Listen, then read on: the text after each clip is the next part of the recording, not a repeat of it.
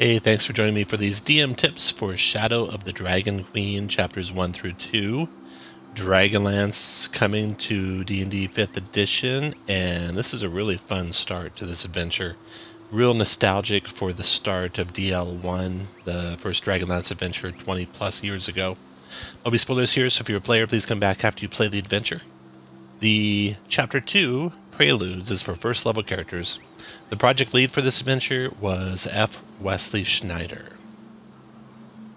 For pacing for the adventure, it ran about 2 hours to do all 3 parts of the prelude. And I did character intros first in the hour 0 to 1, Scales of War, Eye of Night, Broken Silence. And I'll go over the order and why I picked that order here in a second. The music for the adventure you can hear right now in the background. Forest Day by Tabletop Audio. I use that for Scales of War. And then we have Defiled Temple, which I used for Broken Silence. And then I have Abyssal Gaze, which I used for Eye of Night. And of course, when I ran these, I forgot the last 2. I do that a lot, unfortunately. Anyway, there's Back to the Forest. And for maps for this adventure, some amazing maps. This map by Heroic Maps is like perfect for the adventure. It matches the image almost exactly. You have this image, you got the Catback Draconian there, you got 1, 2, 3, 4 Baz Draconians on cliffs overlooking the fight here. Cliffs to the right, cliffs in the distance. Here we go, cliffs to the right, cliffs to the distance, Catback Draconian. That worked out perfectly for a map. Then I got this other map from Tabletop Audio. The first one was the road from their Essentials starter kit, or the product, and I'll put a link in that in the description below. And then over here, this one is from St. Nemus Cemetery. I'll put a link for that as well. So this adventure begins with, I did the blurb here for the adventure, and this is basically the start of chapter, I believe it's 1, the adventure. Shadow of the Dragon Queen Preludes. The world has ended, and it's ending again. And then the party, I had them introduce themselves, and then reminded them about Ispin Greenshield. I had already shared this information with them before we played, so they had a chance to work up a reason why they might know Ispin. And I also kind of made it so that they had adventured together for the last year and a half, because there'll be a flashback you'll see as I do this this adventure. And then they received the letter, and this is from Becklin Uth Baharin. They received that letter, and that guides them or brings them to Vogler. Alright, so then, if any of them are trained in religion, and none of my characters were, they might know a little bit about the gods, so I could share that with a character trained in religion. And if there's anyone who is looking to become a cleric or other divine spellcaster, I would share this vision with them ahead of the adventure. You had the dream again. You were standing in a clearing with dead bodies all around. Clashing steel echoed in your ears, and on it goes. Then, for the adventure, I started out first with Scales. So the adventurers will come, they'll be traveling on the road. Here's a nice map here. Here's Vogler, here's Calaman. I told the adventurers they were in the hinterland, traveling east toward Vogler when the adventure starts. And the young man, the young farmer, comes running up to them, just panicked. If they calm him down, he shares with them that he was with a group of soldiers and that they've been ambushed and you need to go help them. And assuming the party asks him to lead them, he'll lead them up to the edge of where those soldiers should be, and then point ahead and say they're right up there. And then, when the party moves forward to see the caravan, they have their first interaction with Draconians. We have a couple of Solemnic Knights who are lying dead, a Catback Draconian, and 4 Baz Draconians. In the adventure, it's written such that the Catback and 2 of the Baz will flee while the other 2 Baz attack the party. There's some good backup here where you could really dig into some really life and death conflict. And if you have good experienced players, I highly suggest it. You probably want to talk to them ahead of time, make sure they know what's coming, and just have all these guys attack the party, trying to kill at least one party member if they can. So they'll come, they'll attack the party. If the party prevails, great. If the party doesn't prevail, great. If one character dies outright, that's going to work good. If that does happen, then have someone else coming down the road. You could have it be an old man in a cart pulled by several horses, so it sounds like it's, multiple soldiers coming. And the Draconians don't stick around to find out who exactly it is, they just flee. And then the party is left there amongst the dead and the carnage. One of their party members is dead, their spirits are at an all-time low. And then, from there, go to immediately a flashback. So the coppery scales of that capac remind them of something that happened. So then you go right to the Eye of the Night trial. And that happens at the barb. The copper scales remind you of something. It was a hit amount, or Guild Ember 30, which is like October, of 350. So this is like a year, about 6 months before the adventure starts, in the fall of the previous year. And that's where, if anyone's a mage, they could have gone through one of the tests leading up to the tests to become a mage of high sorcery. So then you can run that whole section as kind of a flashback. They'll enter the ruins, or they'll enter the barb, they'll learn about the rules, they'll enter the hall. Now, I did a little bit extra here with the hall. I made the ruins that surround it, instead of being a knock spell, be a detect magic spell. So you can read those to see the maze. Then the key, I was going to have be knock, but it was getting pretty hairy for the party at the end there, so I just had the key work automatically on the door. But you could also have the key be a knock to work on the door.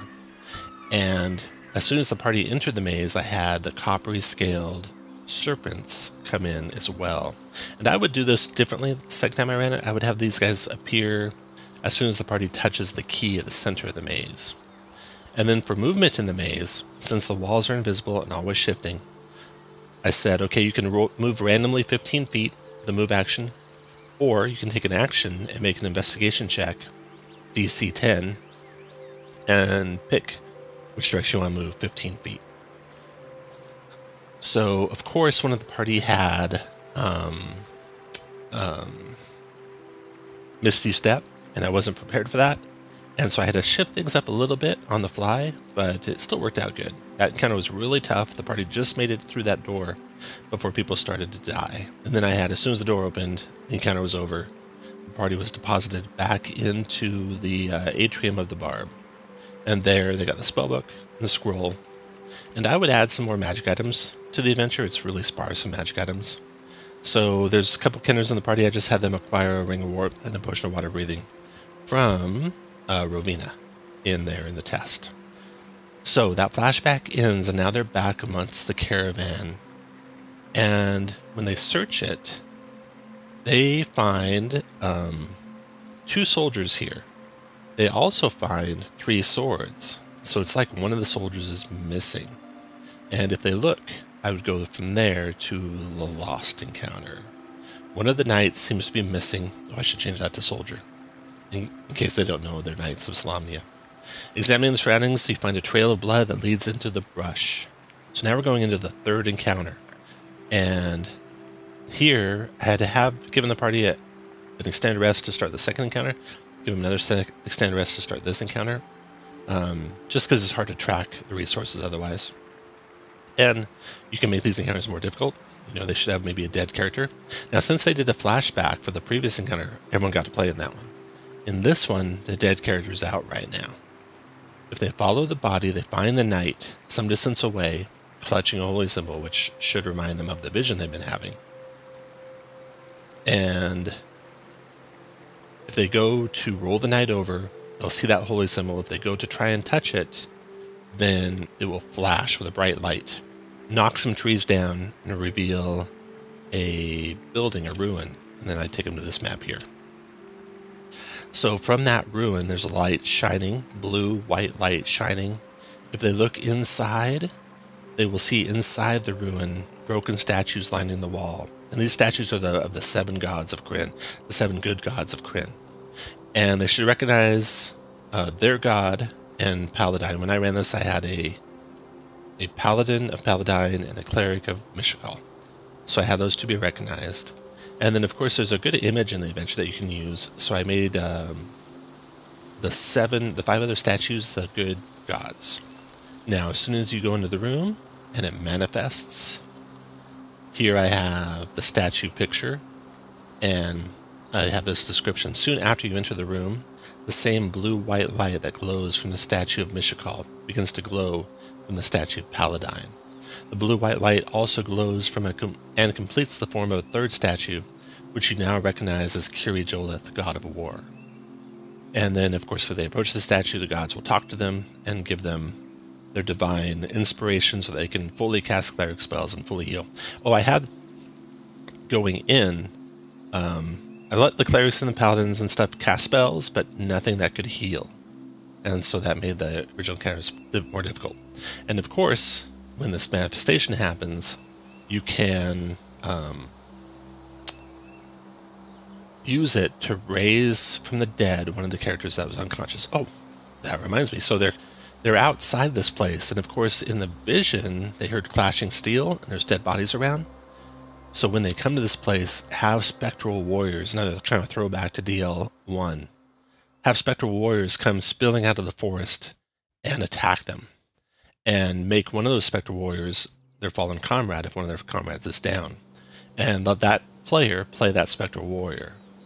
And if it's going poorly for the party, remind them of the light inside the shrine there. If one goes in, the manifestation happens, and have the light flare out of the shrine and obliterate the spectral undead and raise their friend from the dead at that point. And so then, yeah, they can get their divine inspiration, and as they come out of the atrium, they finally have Reese, who'd been hiding the whole time, return, and he rejoins you and asks what those reptilian monsters were. He has no idea, and you don't either. And that's the end of Chapter 2. You get to do the Scales of War, you get to do the Eye Trial, and you get to do the Gods returning.